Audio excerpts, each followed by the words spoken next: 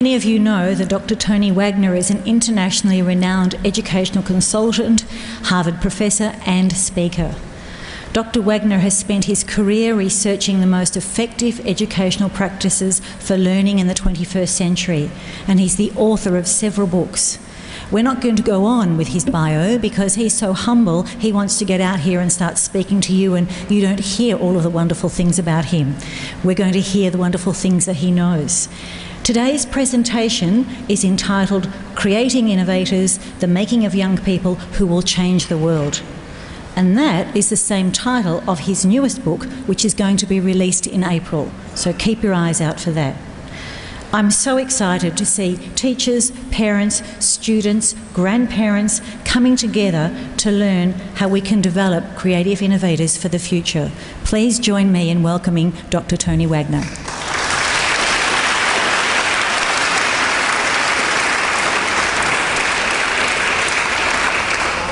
Once again, good afternoon, and thank you very, very much for coming. It's been a wonderful time here in Thailand, in this community, and I am greatly looking forward to this as a conversation, not just as a presentation.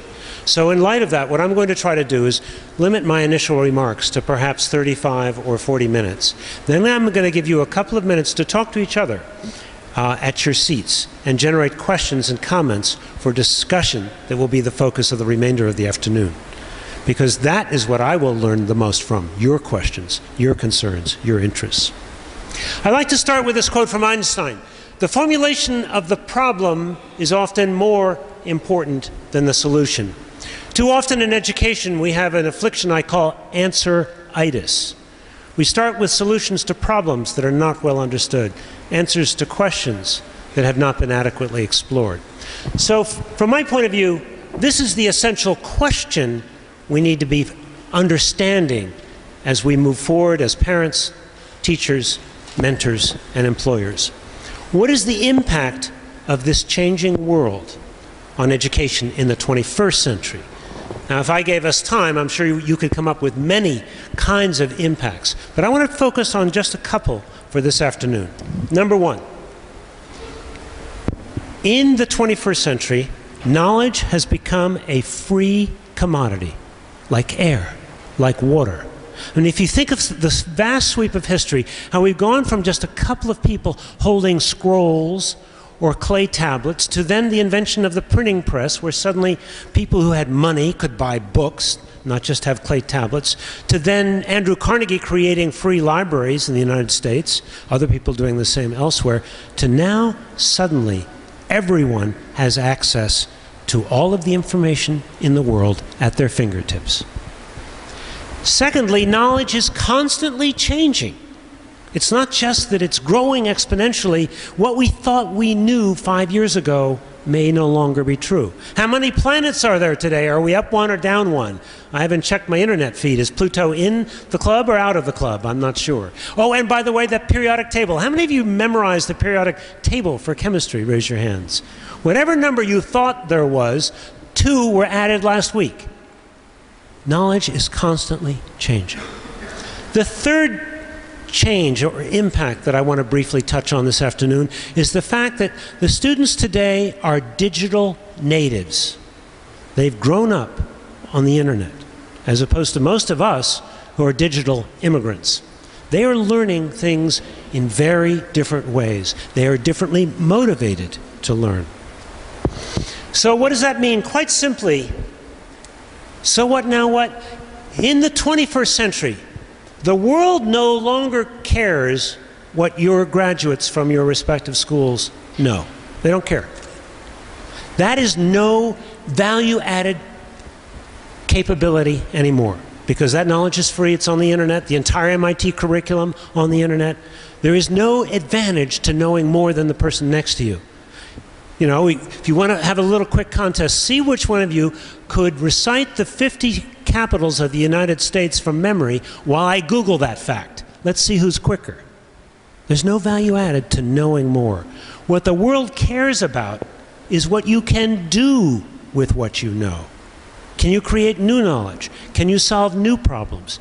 Can you innovate? And that is a matter of skill and will. which demands a very different kind of focus in education for the 21st century. So now let me give you a kind of a story of my intellectual journey of the last 7 years to try to better understand these problems and what we must do. I decided for my fourth book, some 6 years ago, that I would do a very different kind of research. I would start talking to senior executives. Given this changing world, given the flat world, what are the most important skills young people need to succeed today in your business, in your community, in your nonprofit organization, in college?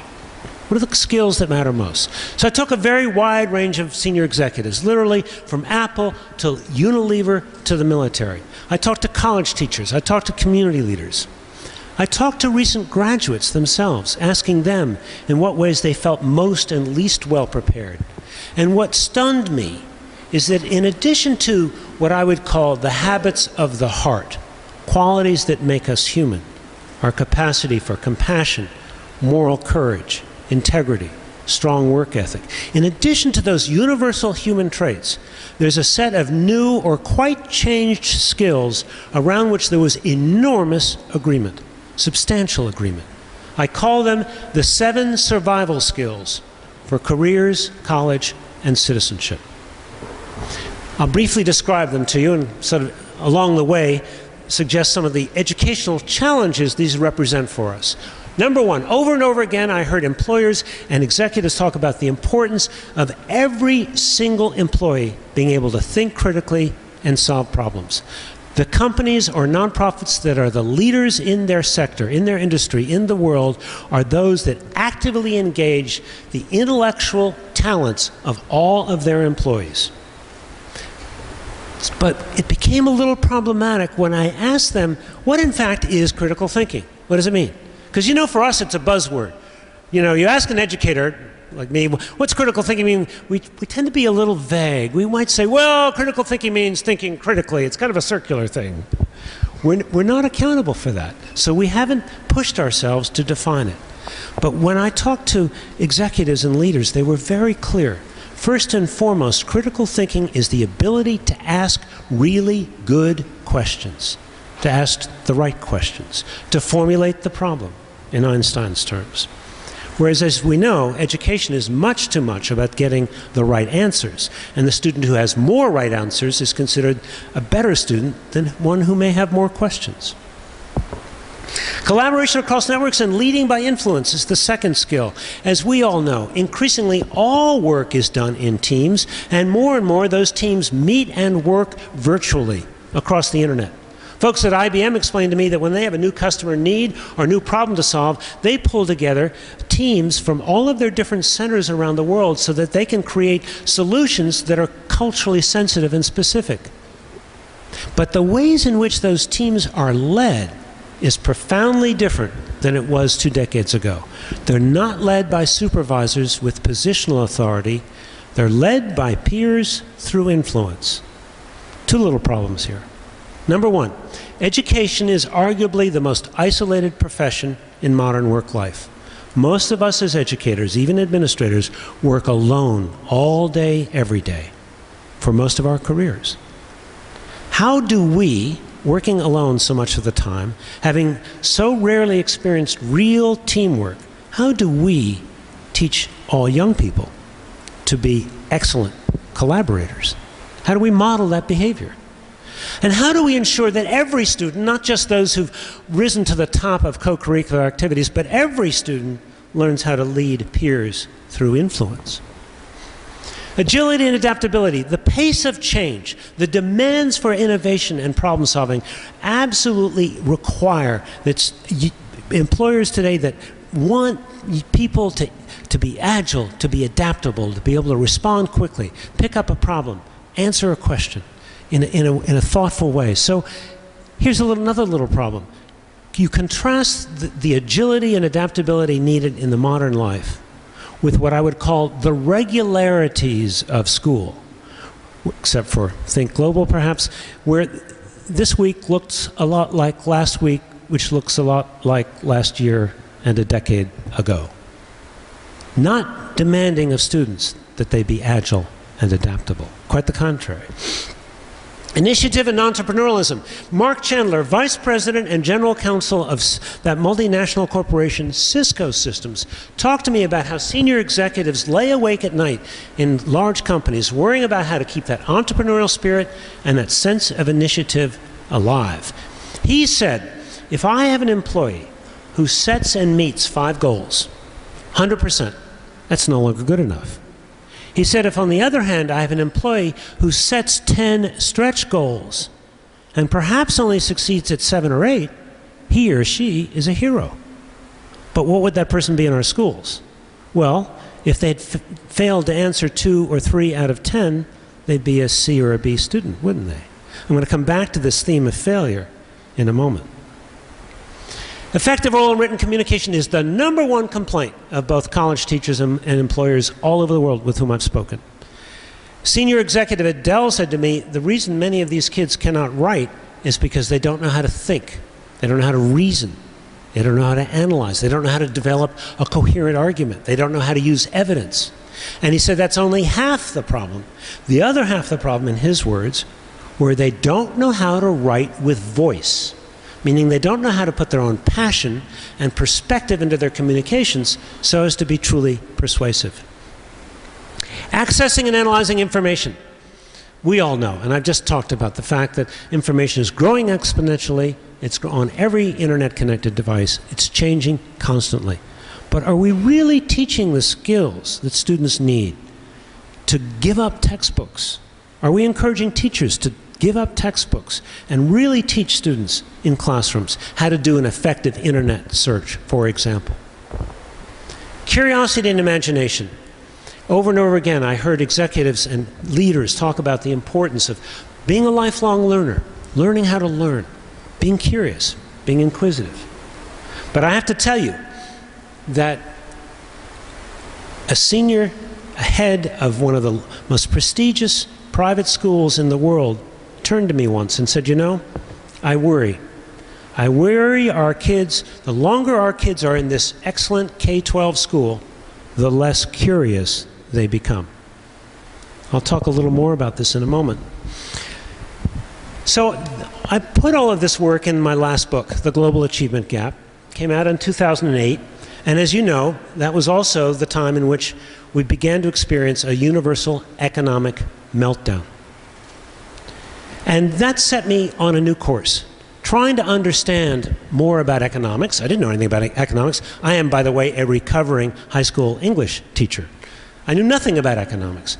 Trying to understand, were these skills enough?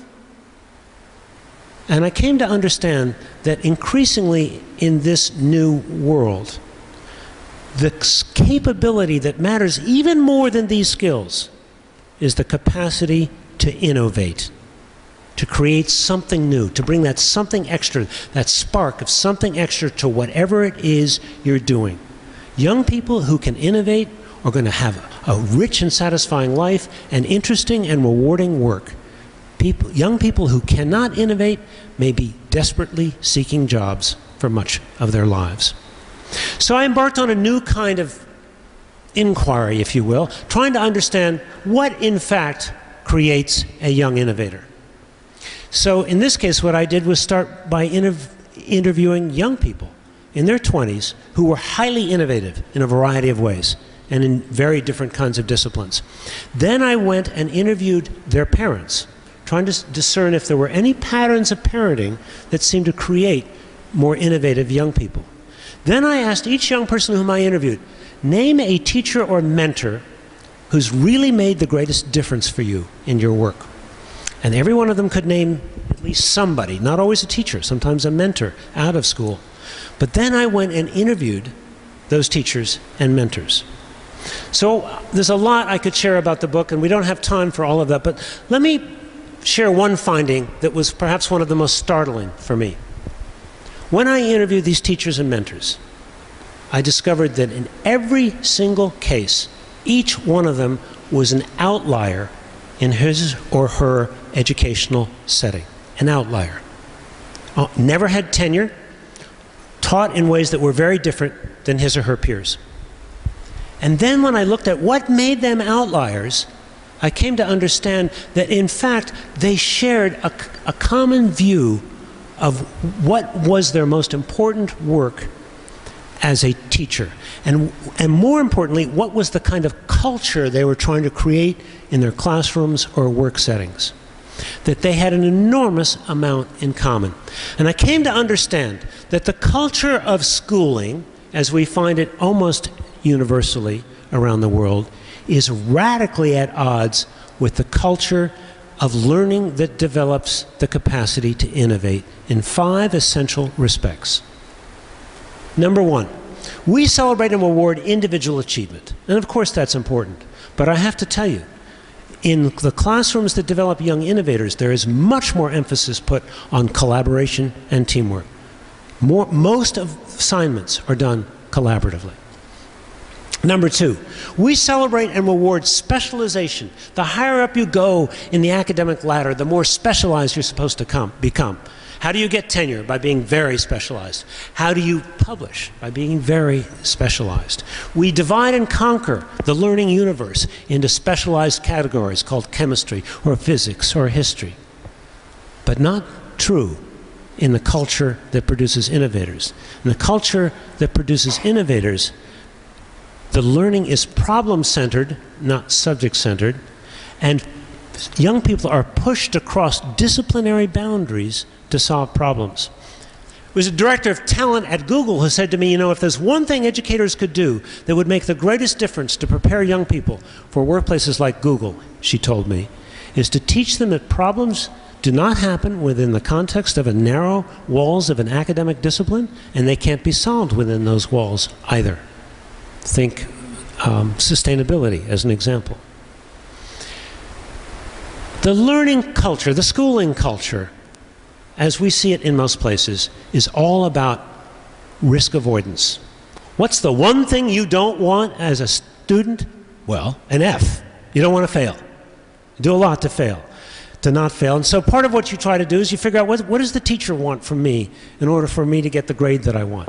Teachers, historically, our profession has been pretty much risk avoidant. We're not exactly encouraged to do educational research and development, to try out new things. The world that produces innovators is radically different. At IDEO, one of the most innovative companies in the world, they have a motto. They say, fail early and fail often. That is the company's motto. Why? Because there is no such thing as innovation without trial and error. And trial and error is just another set of words for research and development. It's all about making mistakes and learning from mistakes. One of the highly innovative colleges I went to was Oberlin College of Engineering. I talked to a student who said, you know, we don't even talk about failure here. We talk about iteration. What would that be like as an idea in our schools? So let me just try this idea. How many of you believe you have learned more from your mistakes than your successes in your lives? Raise your hands. How many of you are completely comfortable with students making big mistakes and failing? Raise your hands. It's a little bit of a contradiction in our world here. We try to protect kids from failure. We try to have them avoid risks. And of course, there are lots of risks we do want them to avoid. But how do we teach them to be responsible risk takers and to learn through trial and error? That's the only way I've come to conclude that students learn resilience and learn self-confidence. It doesn't come, those qualities don't come from risk avoidance. They learn because they come from learning that I can fail and pick myself up and do it again and learn from my mistakes. How do we build that into our education systems?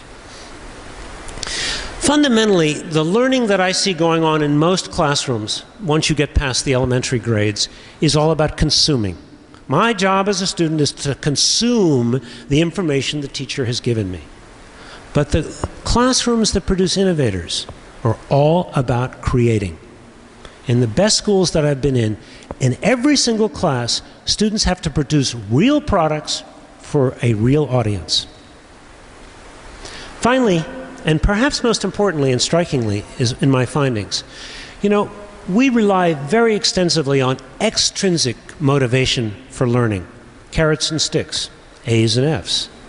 But the world of these young innovators is highly intrinsically driven, intrinsically motivated. And then when I went and looked at the patterns of parenting and teaching that developed and reinforced intrinsic motivations, I saw another pattern. Again, completely taking me by surprise. The best parents of these young innovators actively encouraged more exploratory forms of play. And they valued their students their children finding and pursuing a passion more than simply getting an academic credential or even getting the highest grades. They understood that once a young person has discovered a passion, they have a reason to persist, to work hard, to persevere. And then what happens is I watch these young people in classrooms where their teachers were also constantly saying, what are you passionate about? What do you care about? What do you want to learn? And as these young people pursued their passions, they morphed, they changed, they evolved into a sense of purpose that was more transcendent. Wanting to put a ding in the universe is the way Steve Jobs put it. Wanting to make a difference in the world. So fundamentally then, what I've come to understand is that there is a global achievement gap.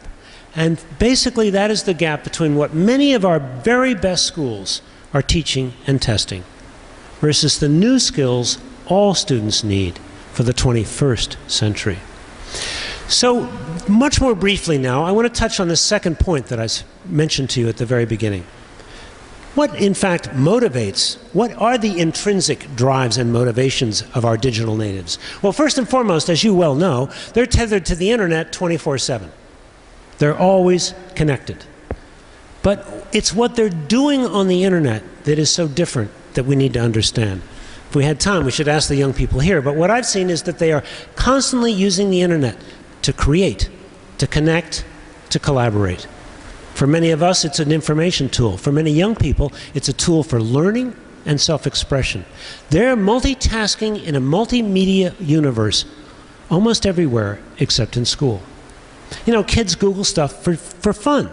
Sometimes in American classrooms when I go and observe, I rarely see disruptive behavior, but increasingly now I see a couple of students sitting in the back row on their phones, their smartphones, Googling what the teacher is talking about to see if it's still true. Number of planets again, remember that? Periodic table? So before I go to this point here, let me make another point, which is that I am not suggesting that technology is a panacea for the ills of education. In fact, I think it represents a double-edged challenge. On the one hand, we have to bring the best of the new technologies into the classroom. Every student should be taught how to use the internet for effective searches. Every student should be taught how to share work and work collaboratively using these internet tools. But on the other hand, in America today, kids between the ages of 8 and 18 are spending an average of 7 hours and 38 minutes on their electronic devices after they've done homework. I worry that we have a generation that does not yet fully know how to not multitask, how to go without their electronic devices. And I deeply believe that we as teachers, mentors, and parents are going to have to help them develop the muscles of concentration, sustained focus, that are absolutely essential for any kind of serious or creative work. Just very briefly, then, this is a generation that on the one hand has less fear and respect for authority, but on the other hand really seeks more authentic relationships with adults. Mentors and coaches who can relate in more authentic ways but not talk down to them or talk at them. Finally, as I explained, this is a generation that really wants and needs to make a difference in the world. Far more than they want to make money, far more than they want to be famous, they want to make a difference in the world. So let me suggest a few implications and then give you some time to talk to one another. We talk about graduating students from our secondary schools college ready. That's become the new mantra in the United States and many other places. The assumption being if only students go to college, everything will be fine. And preferably a name brand college. Everything will be more fine if they go to a name brand college. Well, what I've come to understand is that's simply not true. That the real issue is not whether or not our students leave our secondary schools college ready, but rather innovation ready. And that is a very different learning challenge. And the kids who are college ready are not necessarily in any way innovation ready, having learned to be risk averse, for example, having not learned to collaborate, for example. So what does it mean? We're fundamentally talking about changing the very nature of the education experience. For so many centuries, the education experience has been about knowledge scarcity. How do I, as a teacher, impart the knowledge my students will need? Because it's scarce. I have it, they don't. I've got the books, they don't. And it's a kind of focus on passing on the academic content that has stood the test of time. Now, let me be very clear. I believe in academic content. You can't teach skills like critical thinking in a vacuum. Content matters as a means to the end of teaching skills. Content matters in and of and for itself. Cultural literacy, as an example.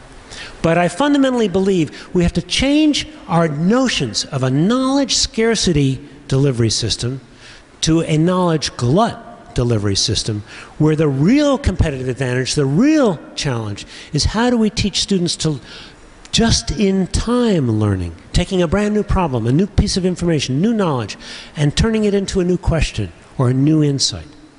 And that is a very different kind of learning experience, where fundamentally students are creators, not consumers. When it comes down to the classroom, one of the things I like to do is what I call learning walks. I go and observe classes. I've spent 2 days here, delightful days, observing classes at TGS. One thing I frequently like to do is listen for who's asking what kinds of questions. Very often, not necessarily here, but in many places, what I hear are guess what's on the teacher's mind questions, right? Questions with a right and a wrong answer. And questions where as soon as one student, usually sitting in the front row, has the answer, it's on to the next guess what's on my mind question. Whereas in the very best schools, what you hear are very different kinds of questions.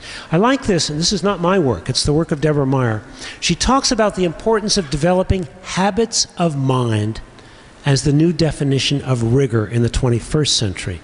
And habits of mind are really no more than habits of question asking. Evidence. What's true? What's not? What's the evidence? Is it persuasive? How do we know? Viewpoints. Whose viewpoint are we hearing here? What alternative viewpoints might there be? Thinking about connections, cause and effect. Is there a pattern? Are things connected? Speculating on possibilities, conjecture, what if? And finally, assessing value. Why does this matter? So what? Why is this important? This goes right back to what those executives told me in those interviews 5 years ago. Asking the right question is the single most important skill they look for in new employees. Today, increasingly, they also say, also the ability to collaborate. So I'm going to conclude with a couple of slides with questions for you, apropos of the importance of questions. First of all, questions some parents might ask. To your child, what's your passion? What are you curious about? What do you want to learn? What do you want to know? What do you want to get better at? To your child's teachers, what skills are you teaching? How are you assessing them? Are students creators or consumers in your classroom? To the school, what are you doing to improve instruction continuously? And how do you know it's working? How well are your graduates prepared, really prepared, not just for college in the specific sense, but also for careers and citizenship in the 21st century? So some questions for some educators. I believe in the importance of evidence-driven continuous improvement. And in light of that, the first question I would ask many of us as educators is, what skills are we teaching? How are we assessing them? How much time do our students spend memorizing versus applying and creating in our classrooms? Am I a better teacher than I was 2 years ago? What's the evidence? How do I know? What is the school doing to help me systematically improve my capabilities as a teacher? Finally, to the school, how well are your students prepared? And how do you know? You know, in so many of these wonderful independent schools, students come in smart and they leave smart. The question is, what is the value we are adding? I'm going to skip these slides for now. If we can get more into them if you want. But what I'd like to do is stop for this moment